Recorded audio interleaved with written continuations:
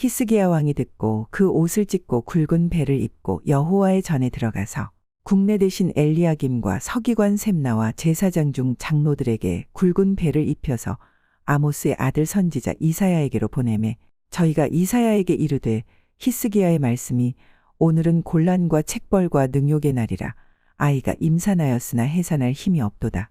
랍사게가 그 주 아수르 왕의 보냄을 받고 와서 사신 하나님을 회방하였으니 당신의 하나님 여호와께서 혹시 저의 말을 들으셨을지라 당신의 하나님 여호와께서 그 들으신 말을 인하여 꾸짖으실 듯하니 당신은 이 남아있는 자를 위하여 기도하소서 하더이다. 이와 같이 히스기야 왕의 신복이 이사야에게 나아가니 이사야가 저희에게 이르되 너희는 너희 주에게 이렇게 고하라. 여호와의 말씀이 너는 아수르 왕의 신복에게 들은 바 나를 능욕하는 말을 인하여 두려워하지 말라. 내가 한 영을 저희 속에 두어 저로 풍문을 듣고 그 본국으로 돌아가게 하고 또 그 본국에서 저로 칼에 죽게 하리라 하셨느니라. 자, 오늘 열왕기하 19장 1절에서 20절까지 말씀입니다. 오늘 이 말씀을 가지고 3절에 기록되어 있는 곤란과 책벌과 능욕의 날이라는 제목으로 같이 은혜를 나누고자 합니다. 곤란과 책벌과 능욕의 날. 자, 오늘은 우리 대한민국에게 참 슬프고 수치와 오욕의 날이라 할 수 있는 6.25 전쟁이 발발한 지 73년이 되는 해가 됩니다. 우리 대한민국 역사 가운데 가장 비참하고 비극적인 전쟁들이 참 많이 있었습니다. 그 가운데 참혹한 전쟁의 비극을 두 가지를 얘기한다면은 1592년에 시작한 임진왜란, 7년간에 걸쳐서 우리 조국 대한민국이 일본 사람들에 의해서 더럽혀지고 피비린내가 나는 그런 전쟁이 있었습니다. 이것이 1598년 도요토미 히데요시가 죽을 때까지 7년간에 걸쳐서 전쟁이 일어났고, 또 두 번째 전쟁은 우리나라 근현대사에 있어서 일어난 전쟁이죠. 1950년 6월 25일 6.25 전쟁이라 할 수가 있습니다. 이 6.25 전쟁은 6월 25일 새벽 4시에 시작이 되어서 1953년 7월 27일 12시 정오에 휴전으로 끝날 때까지 동족들끼리 싸운 비참한 전쟁입니다.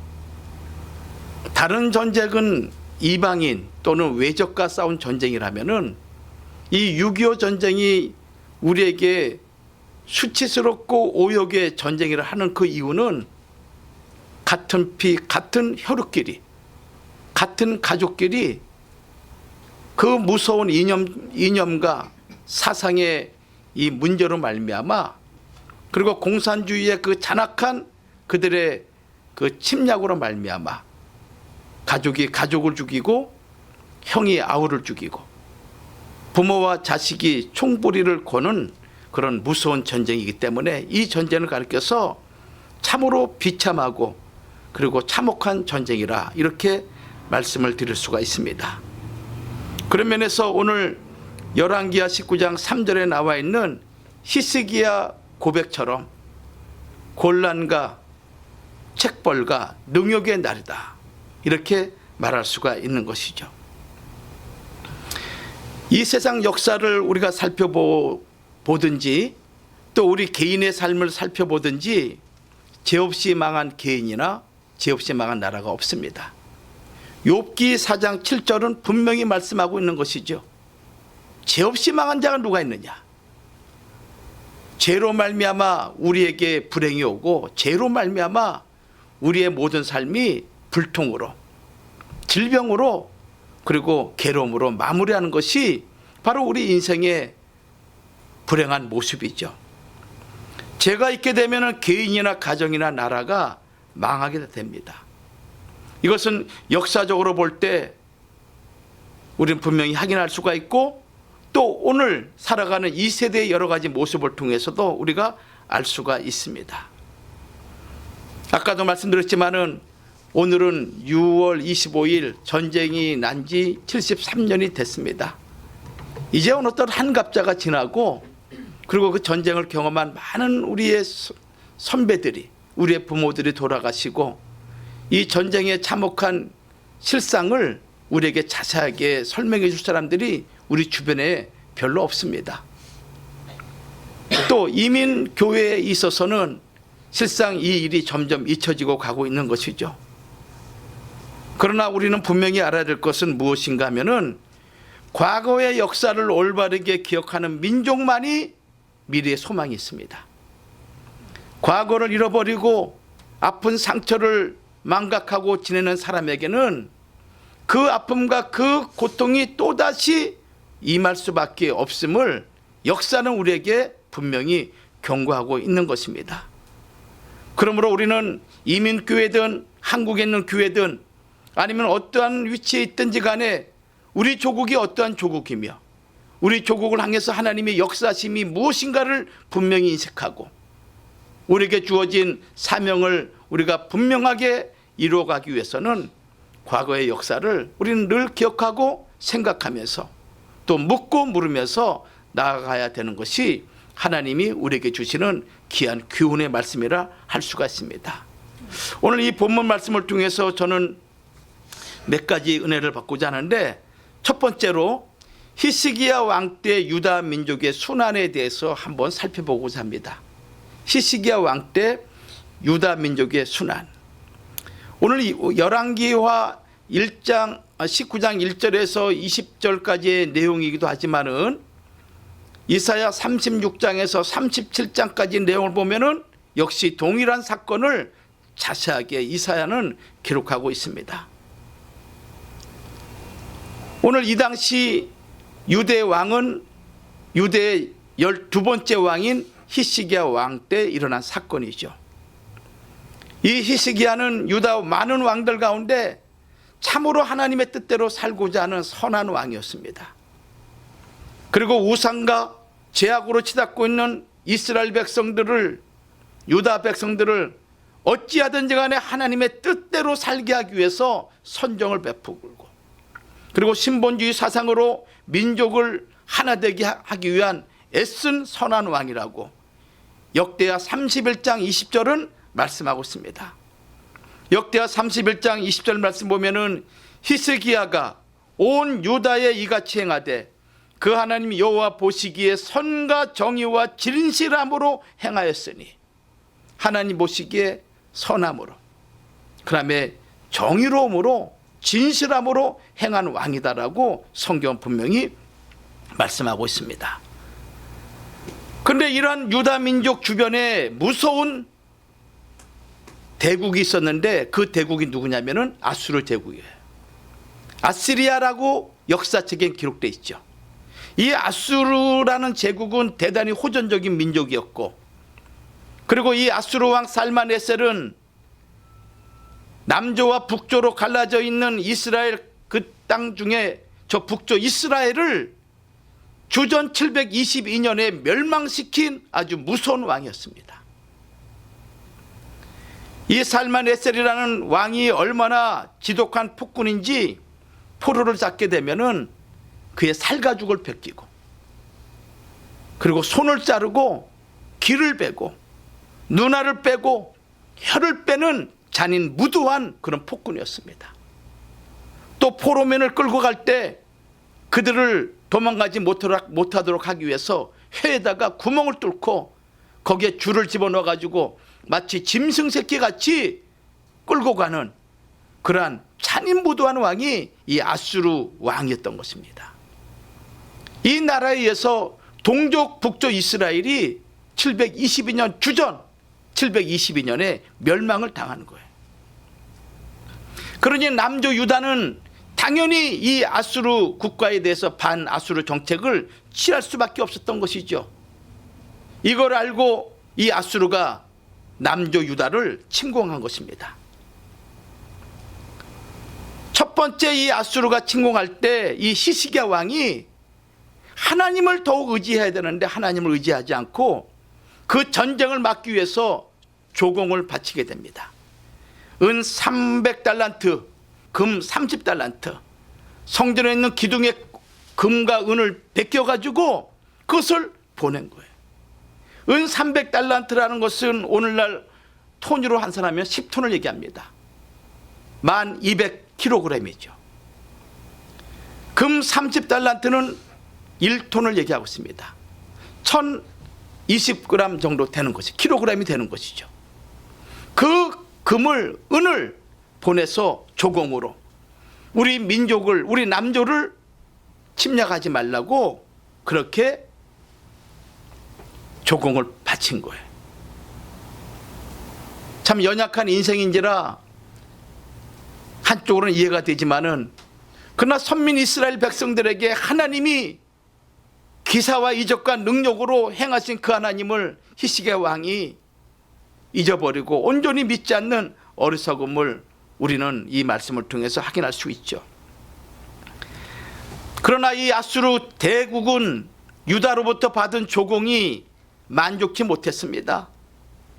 그래서 예루살렘 성을 함락시키기 위해서 아수르 대군 18만 5천 명, 오늘 군대로 얘기하면 19개 사단, 19사단, 한 1개 사단이 10,000명 정도 되거든요. 그래서 18만 5천 명이면 19사단이 그 무기와 온갖 병마를 갖추어 침공한 것입니다. 이것이 아수르 2차 침공이죠. 이때 아수르 왕 신하 납사게가 온갖 악한 말로 히스기야 왕과 유다 백성의 마음을 흔들어대고 있습니다. 조롱하고 멸시하고, 그리고 그들의 마음을 약하게 하는 그 온갖 폭언을 퍼붓기 시작한 것이죠. 그러면서 납사게가 이런 얘기를 해요. 이 전쟁이, 우리 아수르 대군이 너희 나라를 침공하는 것이 하나님의 뜻이 아니고서야 어찌 우리가 이곳에 올 수 있겠느냐.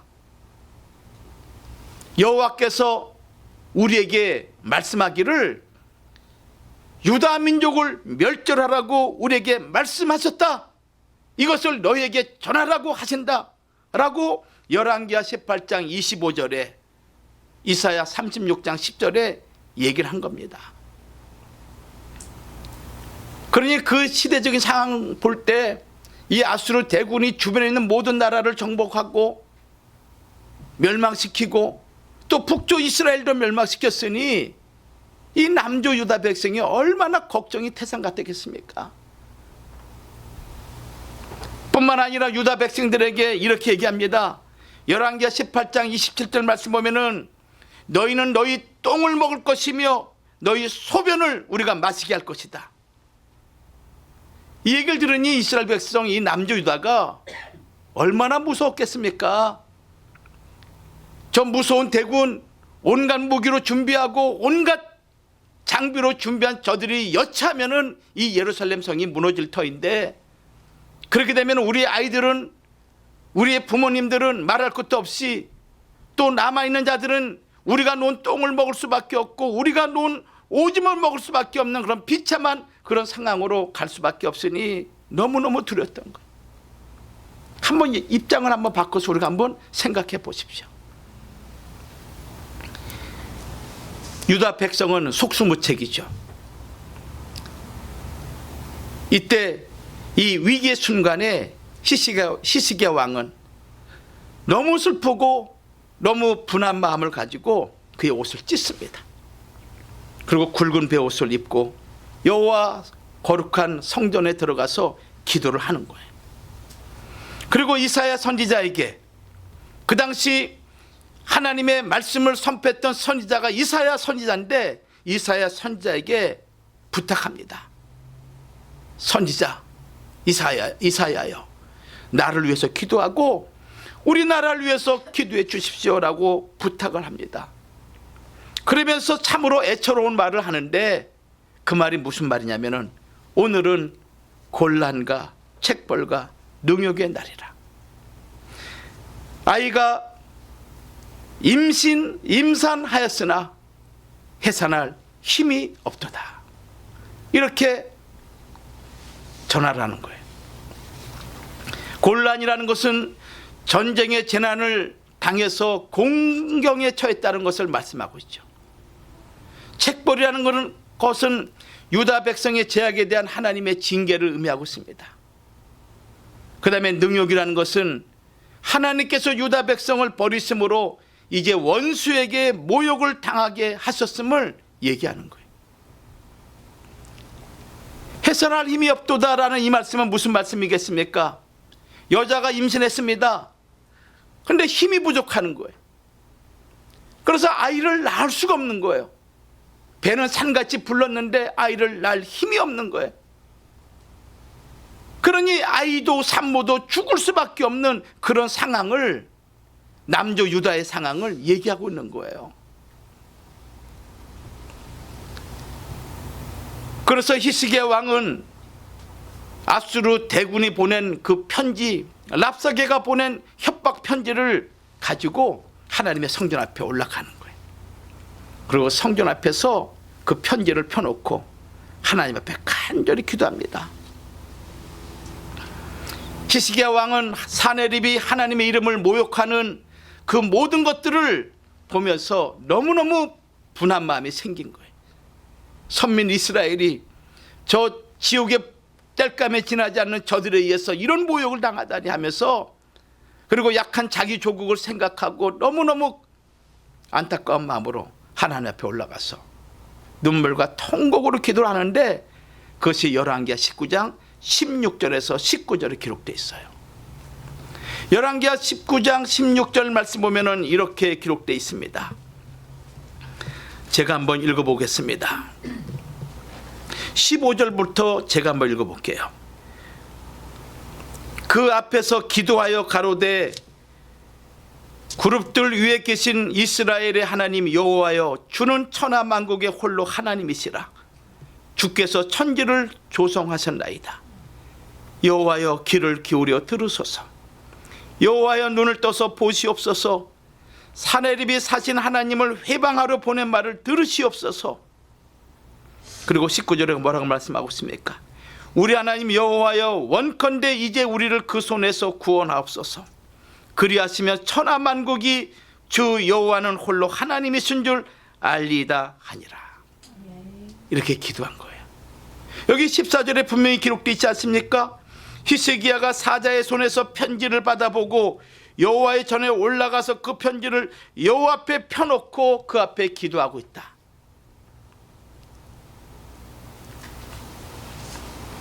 그러면서 하나님 앞에 눈물로 통곡으로 울부짖고 있을 때 하나님이 놀라운 일을 일으키시는 거예요.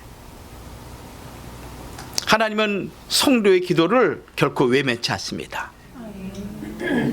내 힘과 내 능력으로 어찌할 수 없는 그런 환경에서 하나님 앞에 나와서 주의 거룩한 성전에 교회에 나와서 하나님 앞에 기도할 때 하나님은 반드시 그 기도를 들어주신다는 것을 믿으시기 바랍니다.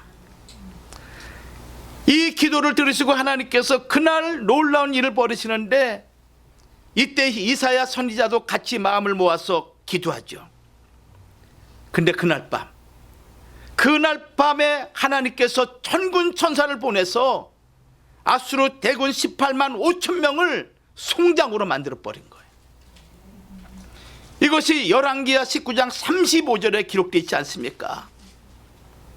이 밤에 여호와의 사자가 나와서 아수르 진에서 군사 18만 5천을 친지라. 아침에 일찍 일어나 보니 다 송장이 되었더라. 이것이 우리가 믿는 만군의 여호와, 우리 하나님 아버지이심을 믿으시기 바랍니다. 그러니까 절대 낙심하지 말라는 것입니다. 사면초가의 상황을 만난다 할지라도, 절체절명의 상황이 있다 할지라도 하나님은 살아계시고 이 시간도 우리와 함께 계시며 우리의 아픔과 우리의 고난과 우리의 슬픔을 아시는 하나님이시기 때문에 그 하나님에게 아버지, 많은 말과 많은 소리를 외치지 않는다 할지라도 그 모든 아픔과 슬픔을 품고 아버지 앞에 아버지 하는 그 순간 우리의 마음과 생각을 다 아시는 분이셔.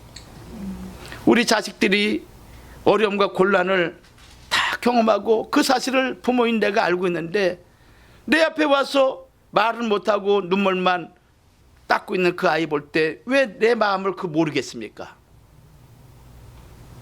그래서 안아주고 두드려주고 그럴 때 위로가 되고 소망이 되고 또 내가 가지고 있는 능력을 통해서 그 아이에게 위로가 된다면 얼마나 힘이 되고 얼마나 그 아이에게 평안을 줄 수 있겠습니까? 우리 인간도 이럴진데 우리 하나님은 더 말할 나위 없는 거죠. 그러니까 실망할 필요가 없습니다. 성도들은. 왜 실망합니까? 왜 낙심합니까? 왜 포기합니까? 이 모든 것이 유다왕 히스기야의 간절한 기도에 대한 하나님이 응답하신 거예요. 그래서 아무리 사면초가 위험 중에 있다 할지라도 하나님을 경외하고 간절히 매달려 기도할 때 하나님은 반드시 기적적인 역사를 일으켜 주신다는 것을 믿는 우리 믿음의 권속들이 되기를 주의 이름으로 축원합니다. 이것이 우리 민족이 겪었던 6.25 사병과 방불한 역사가 아니겠는가 이렇게 생각해 보는 거예요. 두 번째 대지는 1950년 6월 25일 6.25 전쟁은 우리 민족의 순환의 역사였습니다. 우리 민족의 순환이었습니다. 제가 여러 번 여러분들에게 말씀을 드린 것 같은데 우리나라 5,000년 역사 가운데 우리 민족이 이 민족에게 몇 차례나 침략을 받은지 아십니까? 920번. 920번. 우리 민족이 자의적으로 다른 나라를 침공한 적은 한 번도 없었습니다. 참 이렇게 선한 민족이었습니다. 우리끼리는 서로 치고받고 싸우고 그런 일이 수없이 많이 있었지만은 우리 민족 스스로가 남의 나라를 정복하기 위해서 외침을 하거나 그런 적이 없는 그런 민족이었습니다. 920번이나 이 민족의 침입을 받았죠. 중국은 평균 4년 반마다 한 번씩 우리나라를 침공을 했습니다. 4년 반. 일본은 5년마다. 참 북으로는 저 중국, 남으로는 일본. 끊임없이 한 번 전쟁이 날 때마다 왕이 사로잡혀 가고 백성들이 처절하게 죽임을 당하고 젊은 처녀, 젊은 총각들은 그들에게 끌려가서 성놀이개가 되고 그들에게 있어서 전쟁의 방패막이가 되고 그런 일들이 우리 민족, 우리 역사에 얼마나 많았는지 몰라요. 이 가운데 삼천리 금수강산이 피로 적신 무서운 전쟁이 바로 6.25 전쟁인 것입니다. 이 6.25 전쟁이 비참한 전쟁이라는 이유는 아까도 서론에 말씀드렸지만은 같은 동족끼리 싸운 전쟁이에요. 같은 동족끼리. 1950년 6월 25일부터 1953년 7월 27일 휴전되기까지 3년 1개월 2일 동안 임진강으로부터 두만강에 이르기까지 대한민국 반만년 역사에 다시 없는 참상이죠. 전쟁 3년간 이 참화는 전 국토 80%가 잿더미가 되었습니다. 전 국토 80%가. 갓난아이부터 늙은이까지 아픔과 고통으로 눈물 짓고 신음하는 소리, 가슴 치며 통곡하는 소리가 하늘에 사무친 그러한 피 맺힌 전쟁이었습니다. 이 6.25 전쟁 중에 유엔군이 4670명이 전사했어요. 우리 민족을 위해서. 그 젊은 청년들이. 한국군은 3배가 넘는 13만 7899명이 전사를 합니다. 그래서 많은 유해들을 찾아왔지만은 아직도 12만 2609명의 전사자들의 유해를 발굴하지 못했어요. 어느 산하 어느 강에 그들의 시신이 있는지 우리가 알 수가 없는 거예요. 군번도 없이 나라를 위해서 용감히 싸우다가 피어보지도 못하고 무참히 꺾인 젊은 꽃다운 청년들의 그 유해를 찾지 못하고 지금도 어느 흙 속에 어느 강물 속에 묻혀 있는지 알 수가 없는 거예요. 이 6.25 전쟁이 김일성의 남침 야욕에 의해서 진행된 전쟁이 분명함에도 불구하고 남한이 북침했다라는 그런 미친 소리를 하고 있는 그런 인물들이 우리나라에 여전히 많이 있다는 것입니다. 또 우리 측에서, 이 남한 측에서 북한에게 남침을 유인하도록 남침 유인설을 퍼뜨리는 이런 얼빠진 인간들이 있는 거예요. 여러분들 고려대에 있는 최장집 교수라고 있습니다. 이 사람이 그 주장을 하는 교수 중에 한 명이에요. 김명섭이라는 사람, 또 연세대 박명림 교수라는 사람, 이 사람들이 쓴 책들 보면은 남침 유인설을 강조해요. 6.25가 북침이라는 설에 대해서 여러분들 그 당시 군사력을 비교해 보면은 분명히 알 수가 있습니다. 북침일 수가 없는 거예요. 남한군은 그 당시 10만 5,752명이었습니다. 근데 북한군은 2배가 돼요. 19만 8,380명이에요. 또 만약에 우리가 북침했다라고 한다면은 그날 그 일요일 날 토요일부터 군인이 3분의 1이나 휴가 내지 외출을 갔거든요. 여러분 전쟁하기 위해서 그렇게 보낼 수 있겠습니까? 다 준비를 하고 있겠지요. 근데 이 남한은 내일 전쟁이 일어난 줄 알지 못하고 토요일 날부터 군인 3분의 1이 휴가를 간 거예요. 그리고 군사력에서는 비교도 할 수 없습니다. 그 당시 우리 대한민국은 전투기 한 대가 없었어요. 한 대도 없었어. 그냥 연습기만 22대. 연습하는 연습기. 근데 북한은 소련 야크9 전투기가 211대. 제공권에서 비교가 안 됐죠. 남한은 전차가 한 대도 없었습니다. 탱크 아시죠? 한 대도 없었어. 근데 북한은 소련제 T-34 전차가 258대. 우리는 한 대도 없었어요. 근데 북한은 몇 대? 258대. 남한은 곡사포 여러 가지 그런 직사하기 등 이런 것들이 별 볼 일 없었는데 북한은 수백 문의 그런 포드를 가지고 있었습니다. 이렇게 중무장한 인민군 부대가 침략하는데 어떻게 우리가 북침할 수 있겠습니까? 불가능한 것이죠. 25일 당일 9시 30분에 개성이 점령이 되고 또 11시에는 포천이 점령이 되고 오후 6시에는 송우리까지 점령이 돼서 그래서 전쟁 난 지 3일 만에 우리나라는 박격포 하나 제대로 쏘지 못하고 문산, 김포 이쪽이 다 무너져서 동두천까지 그래가지고 4만 4천 명이 전멸했다. 자, 이렇게 멸망할 수밖에 없는 이런 상황에서 절체절명의 위기 아닙니까? 근데 하나님이 역사하신 거예요. 하나님이. 여러분들 중국이 우리의 우방이라고요? 공산주의는 자유민주주의 진영과 절대 혼잡될 수가 없어요. 요즘 6.25 노래도 여러분들 교과서에 빼버렸잖아요. 예수를 믿어도 나라가 있어야 믿게 됩니다. 그렇죠? 나라가 있어야 내 집도 있고 교회도 있는 거예요. 나라가 망하면 나도 존재할 수가 없는 것입니다. 나라가 망하게 되면 교회가 존재할 수 없는 거예요. 나라가 있어야.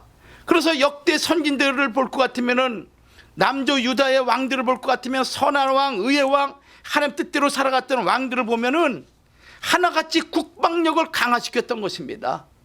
왜냐하면은 악한 영에 조정받고 있는 이방 나라로부터 우리나라를 보호하기 위해서.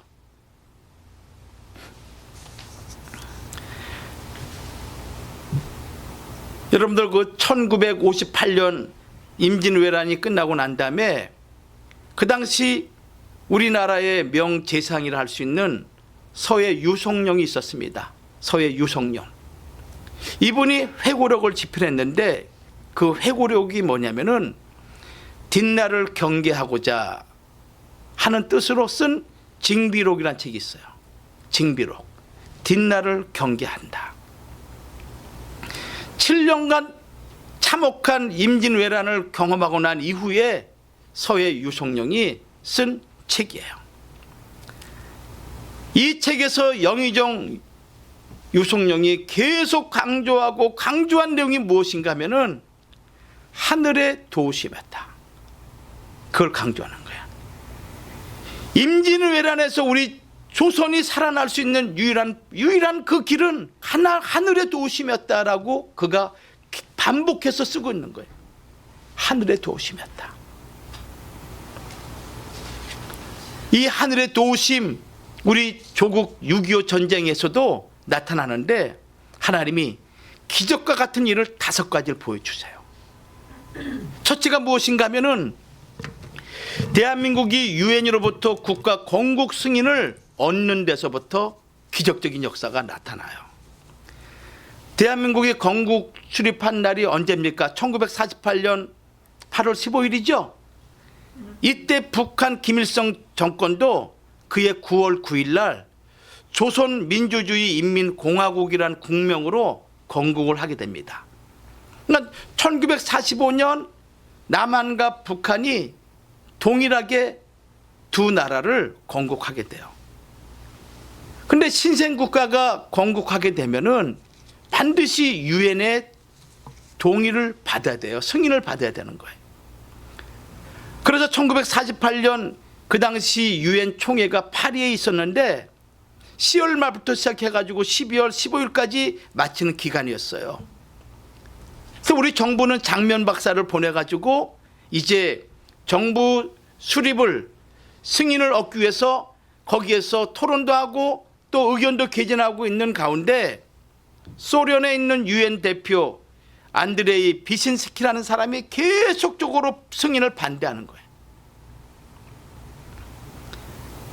이 소련과 위성 국가들 동독이나 유고나 폴란드 이런 나라와 짜고서 우리나라를 가입하지 못하도록 방해 공작을 하고 마이크를 놓지 않는 거야.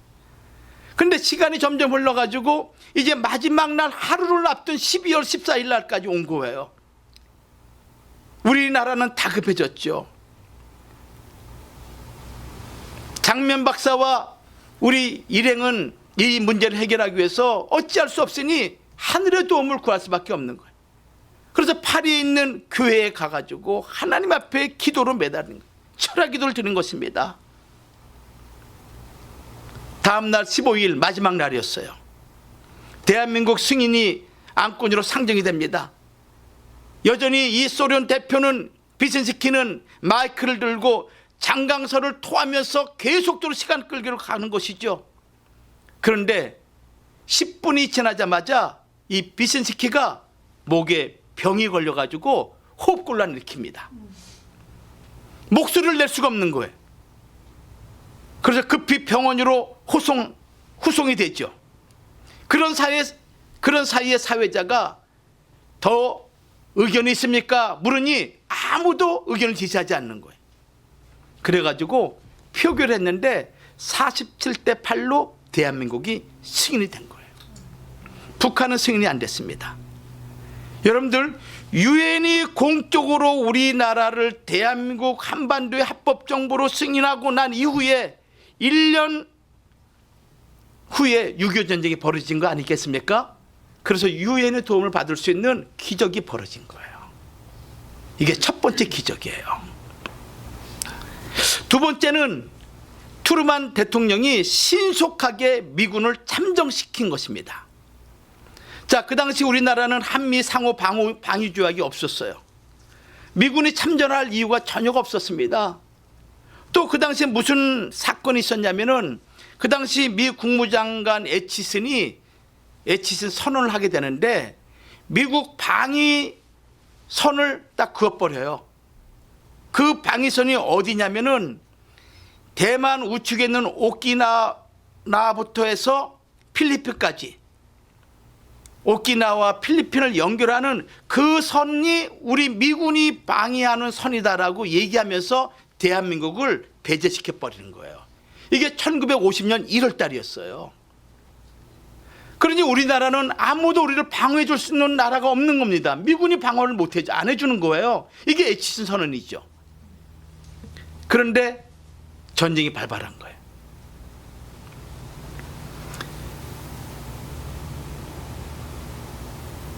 그때 트루먼 대통령이 긴급 회의를 열게 되죠. 만약에 이 에치슨 국무장관이 우리 방위선이 한국에 포함되지 않았다라고 얘기를 했다면은 미군의 참전은 불가능했을 거예요. 근데 하나님이 강요들에게 은혜를 주셔가지고 이 신생국가를 도와줘야겠다라는 그 마음이 암묵적으로 형성이 된 거예요. 또 에치슨 국무장관도 거기에 대해서 이의를 제기하지 않은 거예요. 그 결과 어떻게 했냐? 곧바로 어떻게 했냐면은 미군이 우리나라에 들어오게 되는 결정적인 계기가 되는데 7월 1일 날 선발대 스미스 특수임무부대가 부산에 딱 도착해요. 그리고 미 24단이 도착해서 이제 본격적으로 우리나라를 보호하는 그런 일이 벌어진 거예요. 이게 두 번째 기적이에요. 여러분들, 이 수없이 벌어지는 일들 여러분 우연으로 벌어지는 것 같죠? 절대 그러지 않은 거예요. 하나님이 개입하신 거예요. 세 번째는요, 유엔 상임 이사국이 그 당시 미국, 영국, 불란서, 중화민국, 그 다음에 소련이었습니다. 5개국이었어요. 이 유엔 상임 이사국에서 유엔 참전을 결의할 때 이 소련 대표가 불참하게 되는 거예요. 여러분, 지금도 마찬가지지만 안전보장 이사회에서 한 나라라도 거부하게 되면 안 되잖아요. 그런데 1950년 6월 27일 유엔 안전보장 이사회가 소집이 되는데 그때 지금도 미스터리라고 사람들이 얘기해요. 소련 대표가 불참한 거예요. 불참하는 바람에 이 안전보장회의에서 그냥 통과돼 가지고 유엔 참전국 16개국, 그 다음에 의료 지원국 5개국, 물자를 지원하는 39개국, 전후 복구 7개국, 모두 67개국이 지원을 했던 거예요. 이 유엔이 창설하고 나온 이후 세계 전쟁사에서 한 국가를 위해서 67개국이 참전한 역사는 없었던 거예요. 우리는 16개국만 얘기하잖아요. 근데 16개국은 군인들을 파송한 나라고 5개 군은 의무부대를 파송했어요. 그리고 물자 지원한 나라가 39개 나라예요. 또 전후 복구를 도와준 나라가 7개 나라. 참 우리나라는 하나님이 보호하사 모든 만국을 동원해서 우리나라를 보호해 주시는 것 같아요. 그래서 우리나라 저기 애국가의 말씀처럼 하나님이 보호하사 우리나라 만세. 참 이 고백을 우리나라 사람이 하고 있다는 것은 얼마나 놀라운 일인지 몰라요. 그렇지 않겠습니까? 우리 고백한 대로 되는 거 아니에요?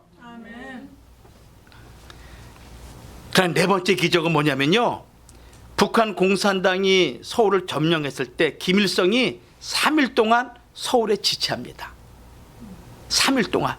만약에 그때 몰고 들어갔으면요 우리나라는 공산화되고 말았어요. 근데 희한하게 3일 동안 서울에 지체해요. 그 이유가 뭔지 아십니까? 그 당시 이 남한은 남노당이 거의 지배를 하고 있댔어요. 남노당 자익 분자들이. 그래가지고 전쟁이 일어나자 박헌영이가 무슨 얘기를 했냐면 김일성에게 60만 명의 남노당원이 남한에 전역이 있으니 이들이 일제히 봉기할 것이다. 그러면 우리가 싸우지 않아도 남한은 스스로 무너지고 한강 이남 지역은 무혈로 점령할 수 있을 것이다 라는 이 박헌영의 말을 듣고 김일성이가 3일 동안 서울에 딱 머물게 돼요. 그 사이에 이 3일 동안 무슨 일이 벌어지냐면은 미군이 참정하죠. 유엔에서 우리나라를 돕기 위해서 결정되죠. 그러면서 막 보내는 거야. 그 기간이 3일 기간이었어요. 근데 김일성은 누구 얘기를 듣고 박헌영 얘기 듣고 3일 동안 서울에 주저앉아 있었던 거야. 그래서 남한에서 봉기가 일어나기를 기다리고 있었는데 봉기는커녕 오히려 우리나라를 돕기 위한 유엔군이 다 몰려오는 그런 시점이었어요. 그게 3일 기간이었어요. 이야, 기적 아닐까요? 이야, 이런 기적이 어디 있습니까? 이런 기적이. 믿지 않는 자는 야, 뭐 그렇게 되려니까 우연히 그렇게 된 것이지. 역사의 주관, 한나라의 흥망성쇠를 주장하시는 분이 하나님이실진데 그걸 우연히로 볼 수 있겠습니까? 우리 개인의 삶조차도 하나님이 간섭함으로 하나님의 기적을 경험하고 있는데 이게 네 번째 기적이에요. 네 번째 기적. 3일 동안 남한 폭동을 일어나기를 기다렸지만은 일어나지 않잖아요. 그러니까 김일성이 초조해가지고 8월 15일까지 남한을 점령하라고 명령을 내리지만은 그러나 시간은 늦었어요. 하나님이. 다섯 번째는 1950년 9월 15일에 있는 인천 상륙작전이에요. 많은 전쟁을 연구하는 사람들이 얘기하기를 인천 상륙작전은 5,000분의 1의 성공 확률이 있다라고 얘기를 합니다. 5,000분의 1. 100분의 1도 우리는 참 어떻게 할 수 없는데 5,000분의 1. 전쟁이 난 지 40일 만에 낙동강 이남, 대구, 부산, 마산 몇 개 지역을 제외하고 나머지 공산화가 됐어요. 만약에 이 낙동강 전선이 무너지게 되면은 우리나라는 끝났죠. 지구에서 영원히 사라질 수밖에 없는 대한민국이었습니다. 그런데 이때 메가더 장군이 인천 상륙작전을 구상하죠. 근데 이 작전 자체가 상당히 어려움이 많았어요. 왜냐하면 미 합참이나 또는 미 극동 해군 그 안에서 심한 반발이 있었거든요. 불가능하다는 것입니다. 불가능하다는 거예요. 구불구불한 어떤 그 현무한 수로 또 가장 큰 것은 뭐냐면은 조속차가 세계에서 두 번째 크다는 거예요. 너무너무 조건이 안 좋다는 것입니다. 그래서 성공할 확률이 5,000분의 1뿐이 안 되기 때문에 불가능하다 이렇게 얘기를 한 거예요. 그때 부산에 있는 초량교회, 여러분 기억하세요? 초량교회. 여기에 250명의 목사들이 모여요. 장로들은 모여. 그리고 하나님 앞에 국난을 위한 기도를 합니다.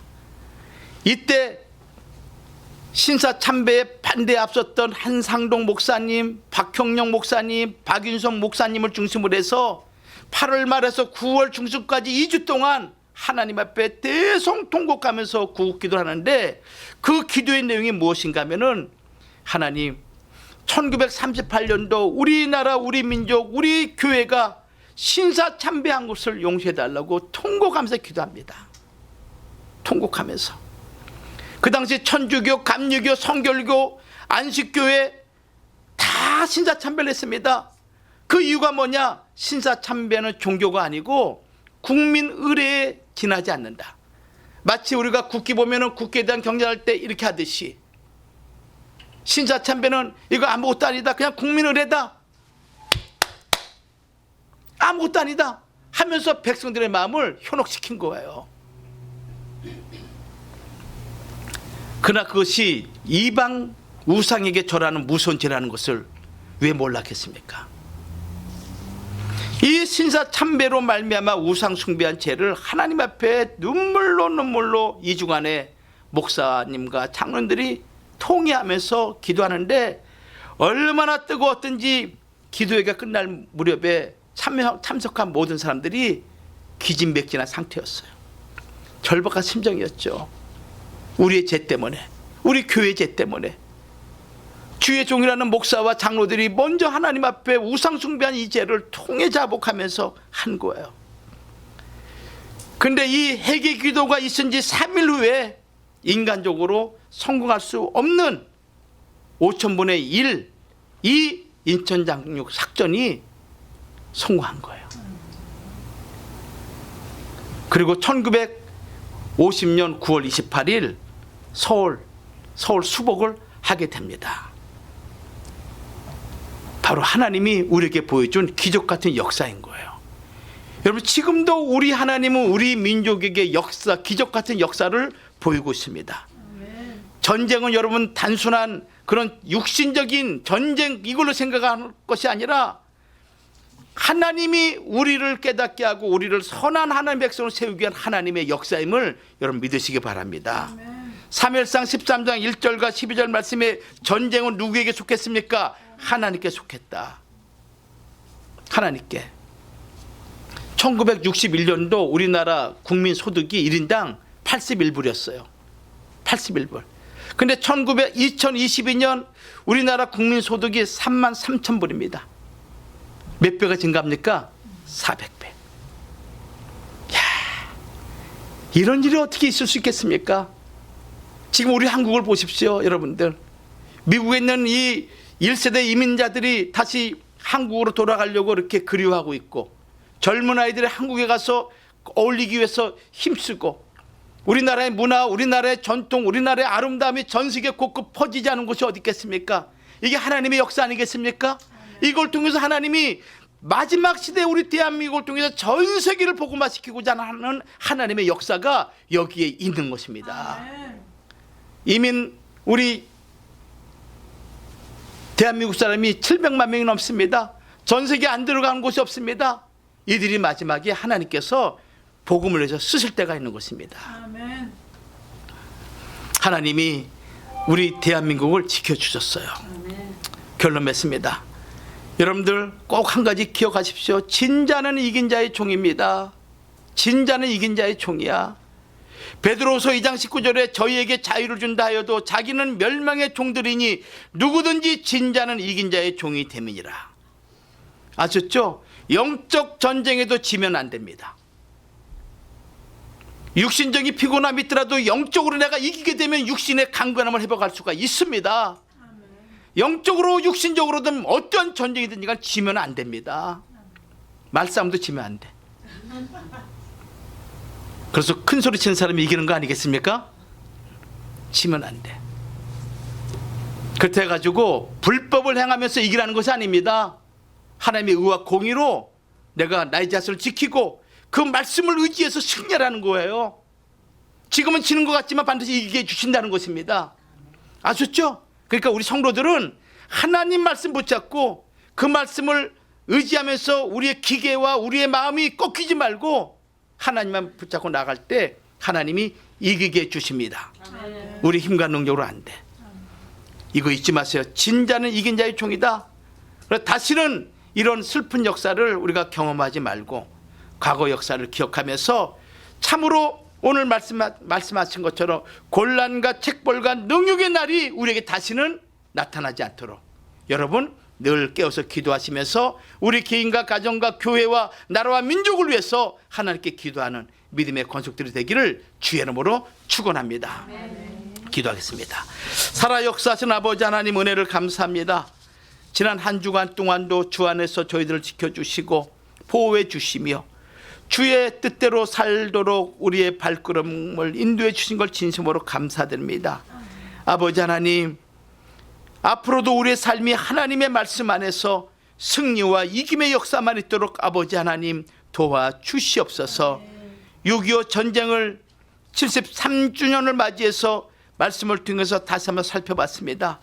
다시는 우리 민족이 참혹한 전쟁에 그 아픔이 없도록 하나님 보호하여 주옵시고 어떠한 일이 있다 할지라도 하나님을 의지함으로 승리하는 거룩한 나라와 민족이 되도록 하나님 보호하여 주시옵시며 또한 우리 대한민국 백성들에게 은혜를 입혀주시사 이들이 전세계 어느 곳에 가 있든지 간에 하나님이 보호하사 저들의 모든 삶의 승리와 이김의 역사만 있도록 하나님 주장하여 주시옵소서.